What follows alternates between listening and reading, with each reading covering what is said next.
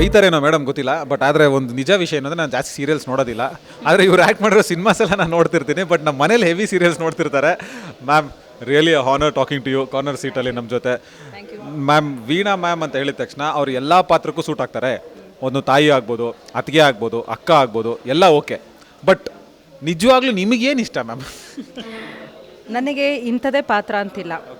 ಕಲಾವಿದರು ಅಂದಮೇಲೆ ಎಂಥ ಪಾತ್ರ ಕೊಟ್ಟರು ಮಾಡಬೇಕಾಗತ್ತೆ. ಅದು ಖಳನಾಯಕಿ ಪಾತ್ರ ಆಗಿರ್ಬೋದು, ಒಂದು ಕಾಮಿಡಿಯನ್ ಆಗಿರ್ಬೋದು, ಪಾತ್ರ ಅಂದ ತಕ್ಷಣ ಅದು ಚಾಲೆಂಜಿಂಗ್ ಆಗಿರಬೇಕು. ನನ್ನ ಪ್ರಕಾರ ನಮಗೆ ಖುಷಿ ಕೊಡೋವಂಥ ಪಾತ್ರಗಳು ಸಿಗಬೇಕು. ಅಂದರೆ ಅಭಿನಯಿಸೋದಕ್ಕೆ ಖುಷಿ ಅಂತ ಕೊಡೋವಂಥ ಪಾತ್ರ ಯಾವುದೇ ಕೊಟ್ಟರು ನಾನು ಅದನ್ನು ನಿಭಾಯಿಸೋದಕ್ಕೆ ರೆಡಿ ಆಗಿದ್ದೀನಿ.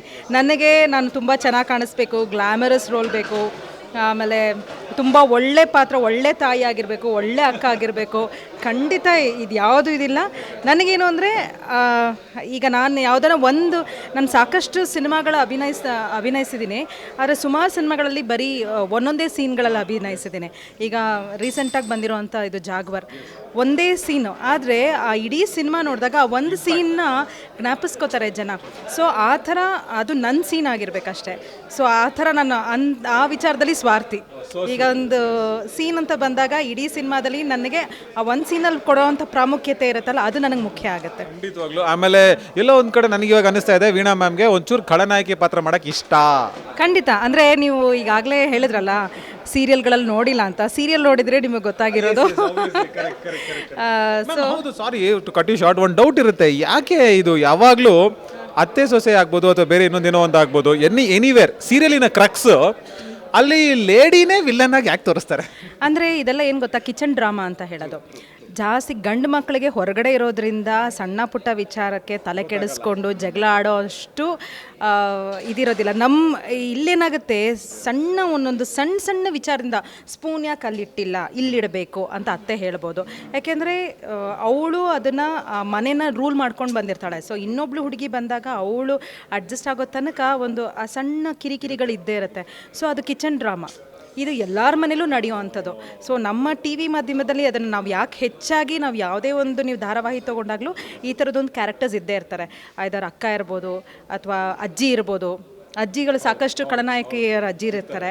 ಸೊ ಆ ಥರ ನಿಮ್ಮ ಮನೇಲಿ ಇರದೇ ಇರಲಿ ಅನ್ನೋದಕ್ಕೋಸ್ಕರ ತೋರಿಸ್ತಾ ಇರೋದು. ಸೊ ಬಟ್ ನಾವು ಹಂಗಾರೆ ಈ ಸೀರಿಯಲಲ್ಲಿ ನೋಡೋದೆಲ್ಲ ನಿಜವಾಗ್ಲೂ ಎಕ್ಸ್ಪೀರಿಯನ್ಸ್ ಆಗಿರುತ್ತೆ ಲೇಡೀಸ್ಗೆ, ಅಂದರೆ ಅಟ್ಲೀಸ್ಟ್ ಎಲ್ಲೋ ಆ ಕ್ಯಾರೆಕ್ಟರ್ಸ್ನ ನೋಡಿ. ಎಕ್ಸಾಜುರೇಷನ್ ಇರ್ಬೋದು, ಇದು ಎಕ್ಸಾಜುರೇಷನು. ಬಟ್ ಅದರಿಂದ ನೋಡಿ, ಯಾಕೆಂದರೆ ಜಾಸ್ತಿ ಹೆಣ್ಮಕ್ಳೇ ನೋಡೋದ್ರಿಂದ, ಟಿ ವಿನ ಧಾರಾವಾಹಿಗಳೆಲ್ಲ ಜಾಸ್ತಿ ಹೆಣ್ಮಕ್ಳೇ ನೋಡೋದ್ರಿಂದ ಅದರಿಂದ ಅವರ ತಪ್ಪುಗಳನ್ನು ಅಥವಾ ಅತ್ತೆ ಬಗ್ಗೆ ಸೊಸೆಗಿರೋವಂಥ ಅಭಿಪ್ರಾಯ ಅಥವಾ ಸೊಸೆಗೆ ಅತ್ತೆ ಬಗ್ಗೆ ಇರೋವಂಥ ಅಭಿಪ್ರಾಯ ಇವೆಲ್ಲವನ್ನು ಹೋಗಲಾಡಿಸೋದಕ್ಕೆ, ಈ ಒಂದು ಭಿನ್ನಾಭಿಪ್ರಾಯಗಳು ಹೋಗಲಾಡಿಸೋದಕ್ಕೆ ನಾವು ಈ ಮಾಧ್ಯಮದಿಂದ ನಾವು ಅವ್ರಿಗೆ ಹೇಳ್ತಾ ಇದ್ದೀವಿ. ನನಗೆ ಸುಂದರ್ ಸರ್ ಬಗ್ಗೆ ನಿಜವಾಗ್ಲೂ ತುಂಬ ಮೆಚ್ಚುಗೆ ಕೊಟ್ಟಂಥ ಪಾತ್ರ. ಆಫ್ಕೋರ್ಸ್ ಅವರೆಲ್ಲ ಪಾತ್ರಕ್ಕೂ ತುಂಬ ಜೀವ ತುಂಬ್ತಾರೆ.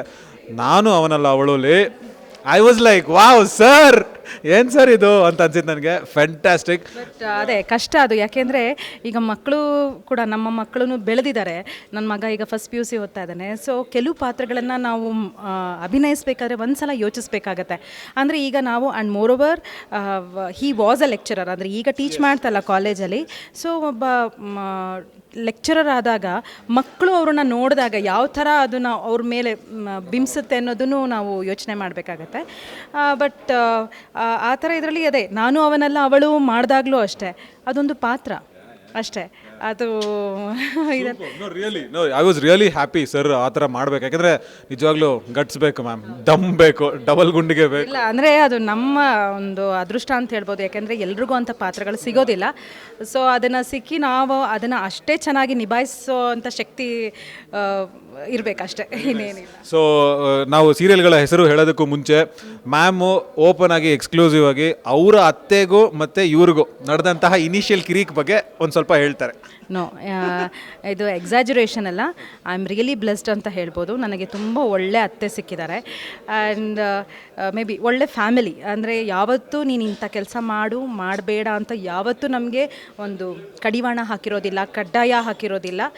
ಸೊ ನಿಮ್ಮ ಲೈಫು ನೀವು ರೂಪಿಸ್ಕೋಬೇಕು, ನೀವು ಗಂಡ ಹೆಂಡತಿ ಚೆನ್ನಾಗಿರಿ. ಯಾಕೆಂದರೆ ನೀವು ಆಯ್ಕೆ ಮಾಡ್ಕೊಂಡಿರೋ ಅಂಥ ಫೀಲ್ಡು. ಇನ್ಫ್ಯಾಕ್ಟ್ ಏನಾಗಿದೆ, ನಮ್ಮದು ತುಂಬ ಕುಟುಂಬ, ಅತ್ತೆ ಮನೆಯದು. ಎಲ್ಲರೂ they are all very well educated. ಎಲ್ಲ ಇಂಜಿನಿಯರ್ಸ್ ಇದ್ದಾರೆ, ಲಾಯರ್ ಇದ್ದಾರೆ, ನನ್ನ ಕೋ ಸಿಸ್ಟರ್ ಒಬ್ಬರು ಲಾಯರ್ ಇದ್ದಾರೆ, ಇನ್ನೊಬ್ಬರು ಬೆಸ್ಕಾಮಲ್ಲಿ ಆಫೀಸರ್ ಆಗಿದ್ದಾರೆ. ಸೊ ಈ ಥರ ಎಲ್ಲ ನಾವು 5 ಜನ ಕೋ ಸಿಸ್ಟರ್ಸ್ಗಳಿರೋದು. So all are very well educated. ಈ ಒಂದು ಇದರಲ್ಲಿ ಅಂದರೆ ಈಗ ಸುಂದರು ಟೀಚಿಂಗ್ ಪ್ರೊಫೆಷನ್ನ ಬಿಟ್ಟು ಅವ್ರು ಇದನ್ನೇ ಈಗ ಆಯ್ಕೆ ಮಾಡ್ಕೊಂಡಿದ್ದಾರೆ. ಸೊ ಇದಕ್ಕೆ ಎಲ್ಲರದ್ದು ಸಪೋರ್ಟ್ ಇದೆ ಆ್ಯಂಡ್ ಎನ್ಕರೇಜ್ಮೆಂಟ್ ಇದೆ. ಇವತ್ತುವರೆಗೂ ಅಷ್ಟೇ ನಾನು ಮತ್ತೆ ಇದು ಮಾಡಬೇಡ, ಯಾಕೆಂದರೆ ನಾನು ಸಾಕಷ್ಟು ಖಳನಾಯಕಿ ಪಾತ್ರಗಳನ್ನು ಮಾಡಿದ್ದೀನಿ. ಆಮೇಲೆ ಒಂದು ನಮ್ಮಲ್ಲಿ ಇದೇನೆಂದರೆ ಒಂದು ಮಡಿವಂತಿಕೆ ಇದ್ದೇ ಇರುತ್ತೆ. ಈಗ ಬೇರೆಯವ್ರನ್ನ ನಾವು ನೋಡಿ ಕಮೆಂಟ್ ಮಾಡ್ಬೋದು, ಬಟ್ ಅವ್ರ ಮಗಳಾಗಿರ್ಬೋದು ಅಥವಾ ಸೊಸೆ ಆಗಿರ್ಬೋದು ಇನ್ನೊಬ್ಬ ಗಂಡನ ಜೊತೆ ನಿಂತು ಇನ್ನೊಬ್ಬನ ಗಂಡ ಅಂತ ಅಭಿನಯಿಸ್ತಾರೆ, ಅದನ್ನೆಲ್ಲ ನೋಡೋದಕ್ಕೆಲ್ಲೋ ಒಂದು ಸ್ವಲ್ಪ ಮುಜುಗರ ಅಂತ ಆಗುತ್ತೆ. But luckily they are very broad minded. So ಹೆಣ್ಣಿಗೆ ಇದಕ್ಕಿಂತ ಏನು ಬೇಕು, ಕಡಿವಾಣ ಇಲ್ಲದೆ ಇರೋದೇ ಜೀವನ ಅಲ್ವಾ? ಖಂಡಿತ. ಯಾವ ಸೀರಿಯಲ್ಸ್ ಸೀರಿಯಲ್ ಈಗ ಉದಯವಾಹಿನಿಲಿ ಮೂಡಿ ಬರ್ತಾ ಇದೆ, ಮೀನಾಕ್ಷಿ ಮದುವೆ ಅಂತ. ಈಗಾಗಲೇ 200 ಕಂತು ಹತ್ರ ಬರ್ತಾ ಇದೆ. ಸೊ ನಾನು ಇಲ್ಲಿವರೆಗೂ ಏನು ಅಂದರೆ 1 at a time ಒಂದೇ ಸೀರಿಯಲ್ ಮಾಡೋದು. ನನಗೆ 2-3 ಮಾಡಿ ತುಂಬ ಬ್ಯುಸಿ ಆಗೋ ಅಂಥ ನನಗಿಲ್ಲ, ಯಾಕೆಂದರೆ ನನಗೆ ಫ್ಯಾಮಿಲಿಗೆ ನಾನು ತುಂಬ ಟೈಮ್ ಕೊಡೋಕ್ಕೆ ಇಷ್ಟಪಡ್ತೀನಿ. ಆ್ಯಂಡ್ ಇನ್ನೊಂದು ಏನು ಅಂದರೆ ಸಿನಿಮಾಗಳನ್ನು ನಾನು ಮಾಡ್ತಿರೋದ್ರಿಂದ ಸೊ ಒಂದು ಸೀರಿಯಲ್ ಮೀನಾಕ್ಷಿ ಮದುವೆ ಅಂತ ಮಾಡ್ತಾಯಿದ್ದೀನಿ.